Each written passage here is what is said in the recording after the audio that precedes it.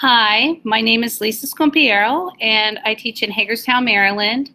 And I'm going to go over how you can use Achieve the Core, which is a program online, and that you could use that in conjunction with GoFormative. I could see this being used for English classes as well as social studies. And then they have a math side to it as well, which I could see math and science sort of dabbling in it as well. So this might help you if you're the type of person that if you need something to help you build formatives. So let me go ahead and share my screen with you.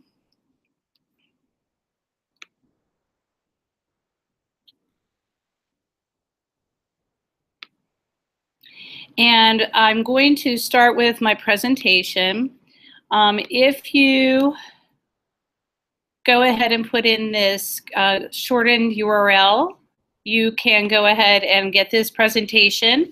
You'll be able to then have the links that are in there, as well as everything that sort of will help you see the process and how it works. So with Achieve the Core, I ran into it a few years ago, and I found it very helpful as a teacher, just because sometimes you just need a lesson to see where the kids are, and you don't want to pull from a text that they're already familiar with. You want to find something else. Also, within our curriculum, there's a lot of a push for informational texts, and this has a plethora of different informational texts as well. And really, the way that I see formative is I can build a formative, I can take another piece and build questions around that formative, but sometimes it's nice to have something there to sort of build, and I'm hoping this will help some teachers that are new to formative, maybe new to teaching, and they're trying to find ways to make the formative work for them at the moment, so that they can start to build ones on their own, so the confidence is there. So hopefully I've given you enough time to get this slide. I will make sure that I provide that to you at the end as well. So the reason why to use Achieve the Core, the lessons are orchestrated to help the teacher and the students see the value of reading. They do have a lot of literacy-based lessons, which are really good. And I always find that the kids don't feel that it's like an exercise in comprehension. It's also that they know that we're targeting either author's purpose or character relationships. There's deeper questions there, and the kids sort of latch on to those questions because of the way they're worded. Also, you can decide how deeply you want to use the lesson, and I'll show you one where I took a 5-day lesson and I turned it into a 2-day lesson, just to meet the needs of my students and to make it more of a project-based assessment. So you can do a lot with that.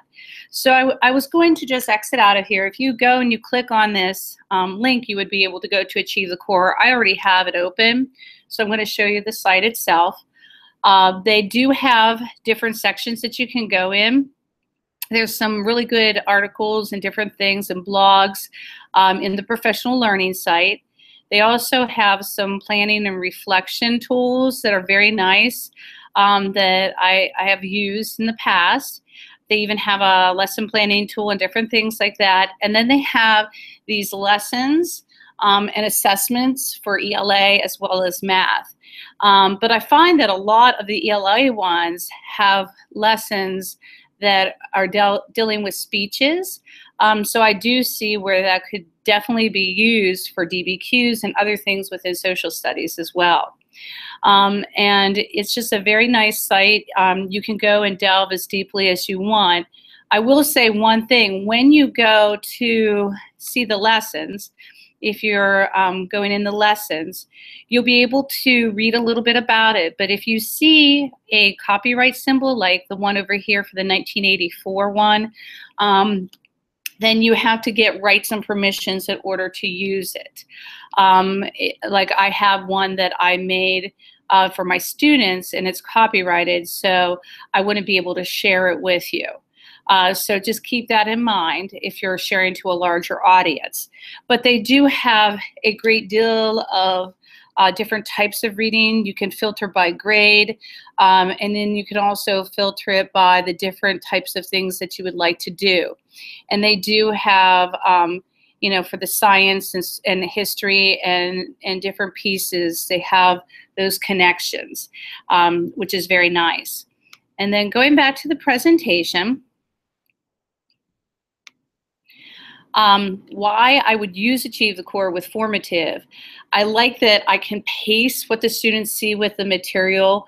I can give them as much of the front loading as I want for their background information without giving them too much, but still taking control of what they see, but that they can look at it again if they need to listen to it.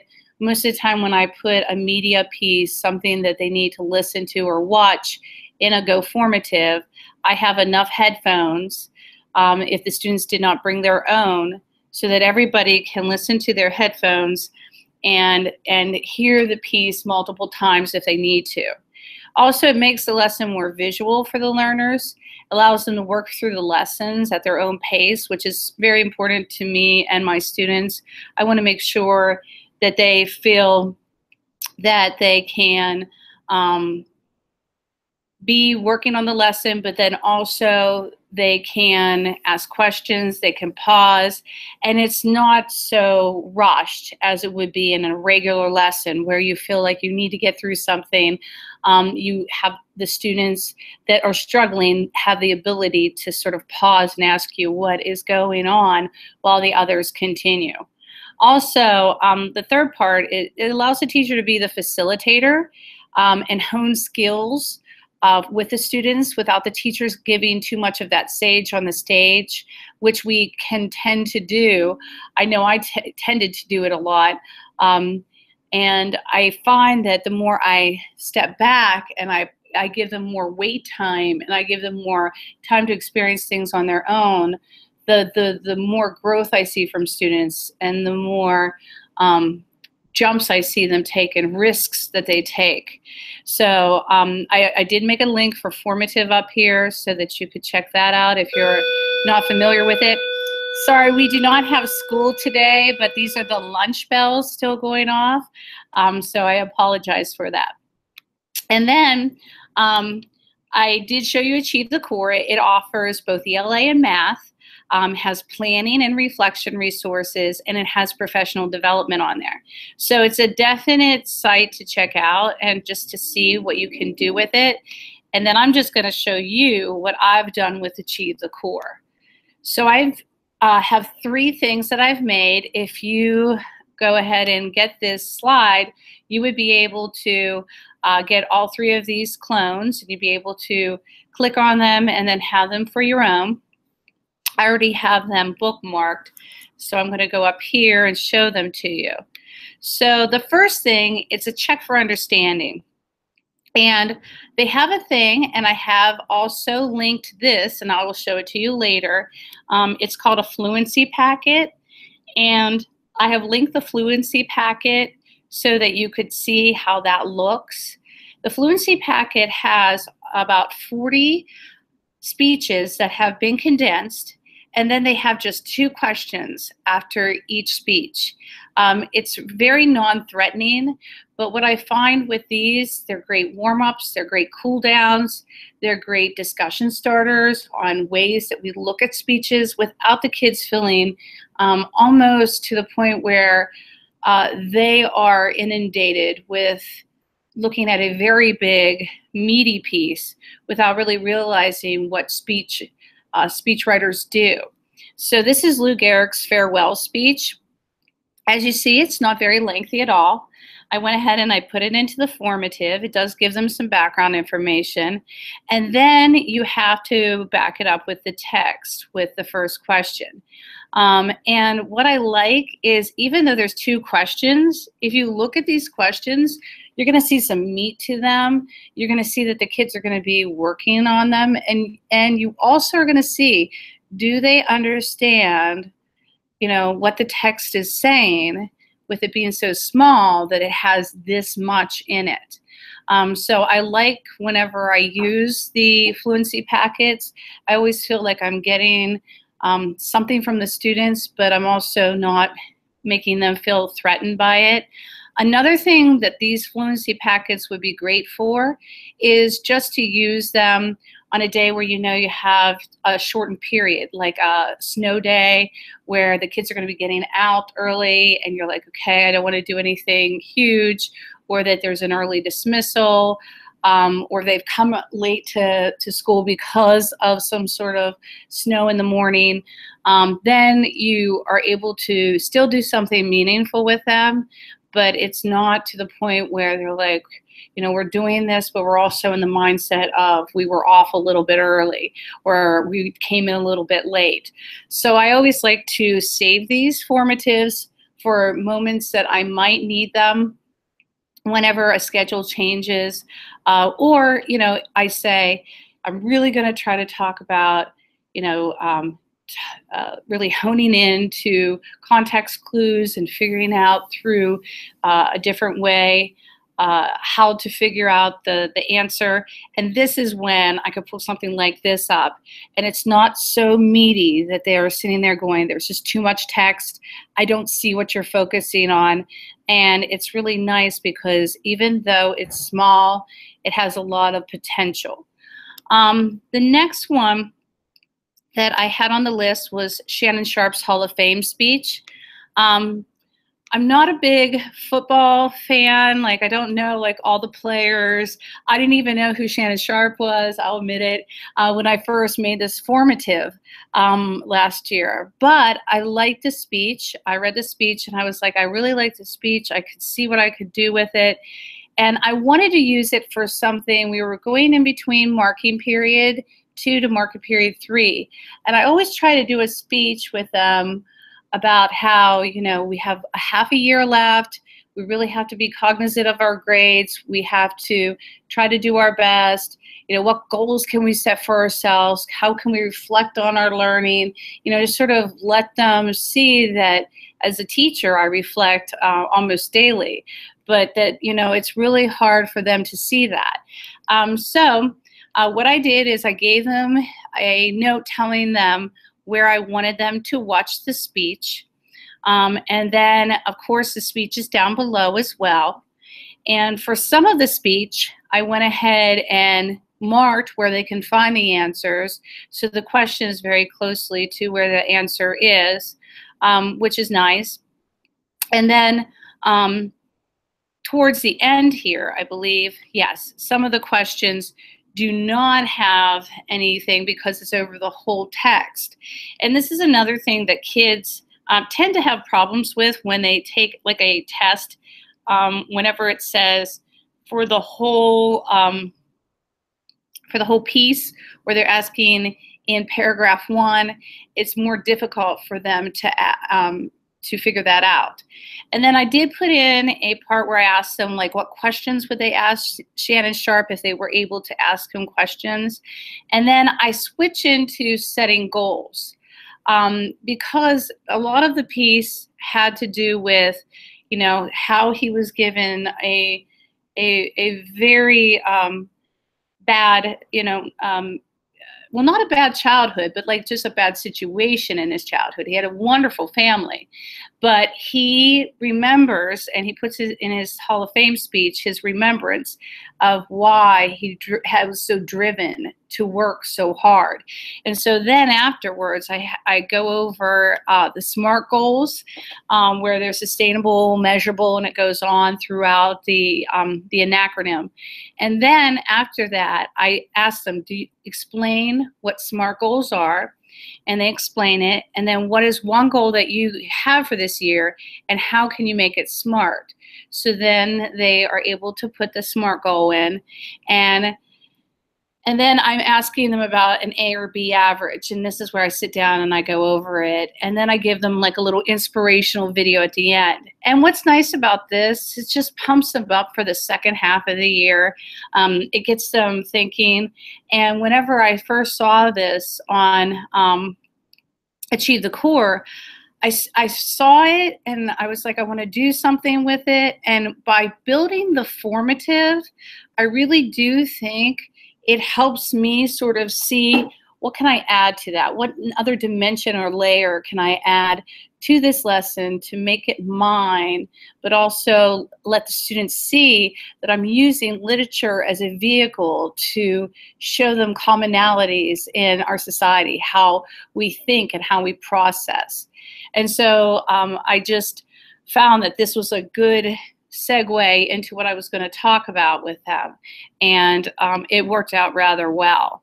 And then the last one that I wanted to show you was a piece called Glory and Hope. It's a Nelson Mandela speech.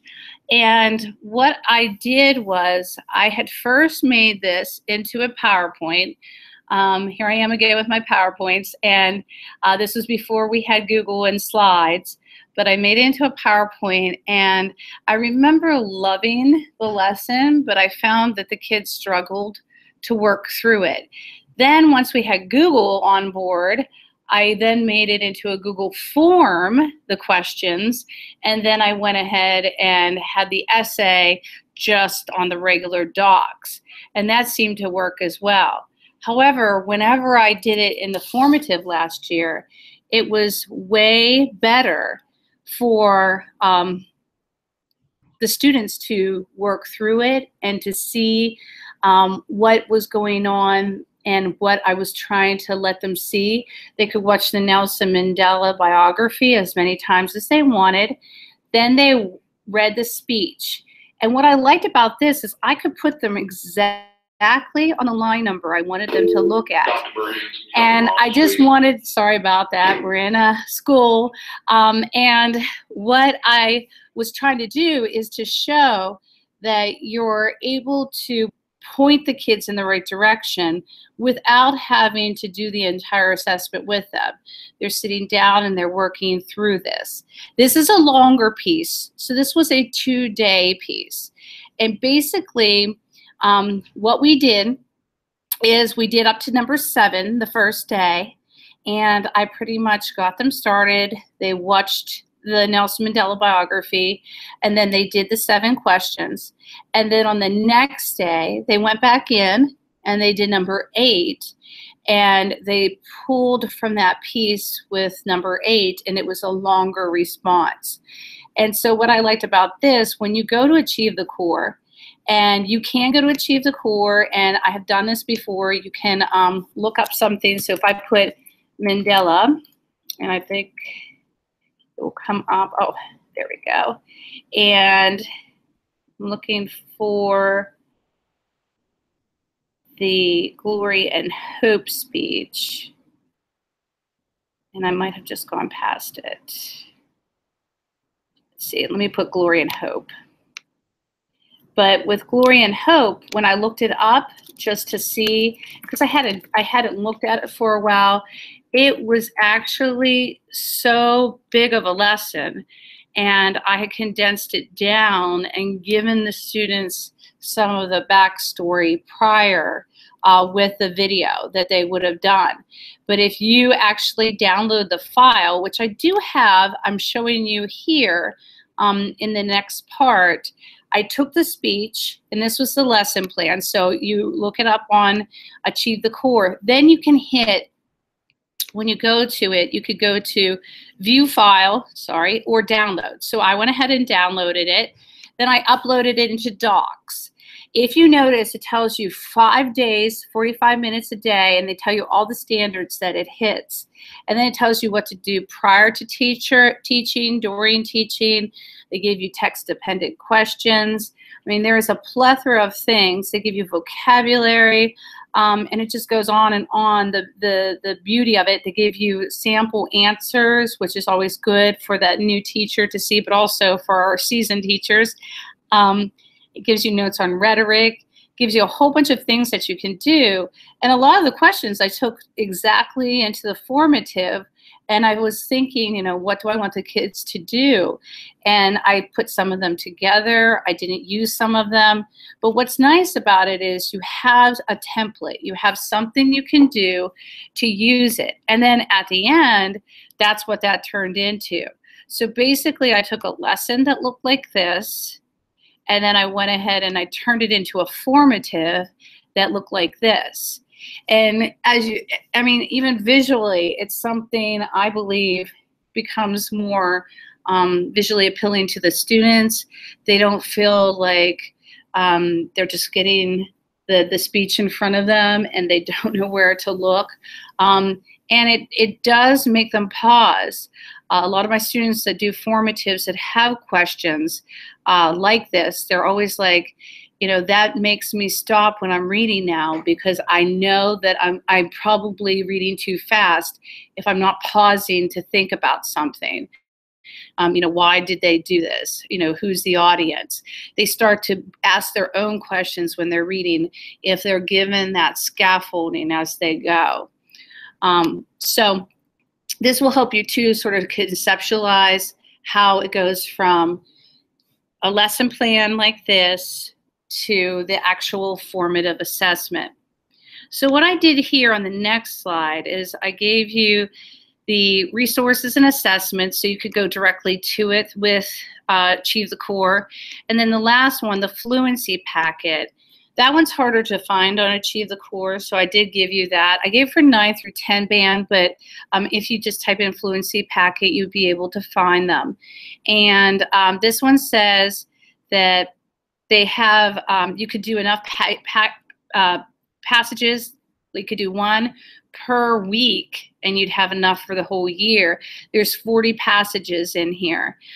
This is a 9-10 band, so I think what we did is, as an English department, we said, you know, 9th graders are going to have 1 through whatever, and then 10th grade teachers are going to have the, you know, 20 through or 21 through 40, so that we were trying to be fair, so there wasn't a lot of overlap. But, you know, you could definitely see that there's a lot of different things. They have poetry, they have prose, they have speeches, they have all kinds of things that you can, you know, use and then be able to see that they're very brief in their totality, but there's something that has a little bit of oomph to it as well. So I'm hoping that will help you as well. And again, you know, just ask me questions. And the thing is, once you start using formative and you're using resources like this, you'll start to see, I know I do it with my lessons a lot. If I'm thinking that I'm going to teach something, you know, the first thing that comes to my mind is, will a resource that I have be better served than just doing it the plain old way that I've always done it? And this is my 24th year of teaching, so I've done it many different ways. You know, I didn't even have the internet to look up things when I began to teach. So there's all kinds of ways that I ask, but when I see something like this, it fits very well with formative, and it just helps to enhance both resources. And you know, that helps you later when you see another resource or you see something that you get. Can this be built into a formative? Can formative help me convey this to the students so that students are not struggling, but they're feeling confident enough that they can do it on their own with support through that scaffolding, through the questions, through the ways the questions are asked or how it's arranged on the page, so that they feel that they're getting that support. So I do want you to ask questions if you want. You can find me on Twitter at Scumpieru. You can also find me here in Washington County. This is my school address. And then the QR code is a Flipgrid where you could ask me a question. It is monitored so that you will leave a message and then I'll get back to you, but nobody else will be able to see it. But if you ever have a question, you can ask, and that would be fine. And then I just wanted to thank Achieve the Core for allowing me to use their resource to talk about it for GoFormative. It was something that I'm sort of passionate about, is when I find a good resource and it fits with another. It's sort of like an app smashing marriage of the two together to get the results we need in the classroom. And then also, you know, GoFormative, they've just been awesome. They have such a zeal for learning, and they really understand what formative assessment is, and they make they allow the teachers to make the formatives so that students feel that formative in formative assessment, and they know it's not summative. They know they're working through a process. And then David Kwan and Nicole Stewart, they've been supporting and cheering and encouraging me the entire time that I've been doing things, and I just appreciate them so much as well. And I can't say enough.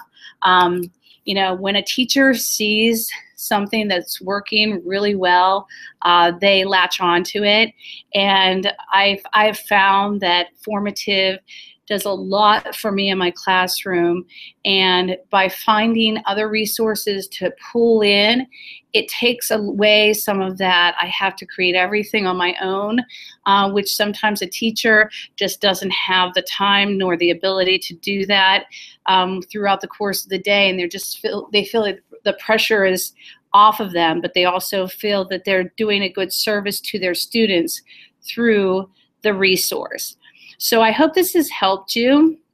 I always enjoy doing this, especially when I'm passionate about something, and I just love to talk about it. And I hope that everybody has a wonderful Thanksgiving, and that we just continue to work with students and find very intriguing and interesting ways to get them to do what they need to do in order to become just better at analyzing, but also better at being people of a community, understanding how to work through a process, not giving up, and just knowing that we can all do it through the support of people that will be able to walk us through things, so we can then walk through by ourselves when we're able to. So have a wonderful day.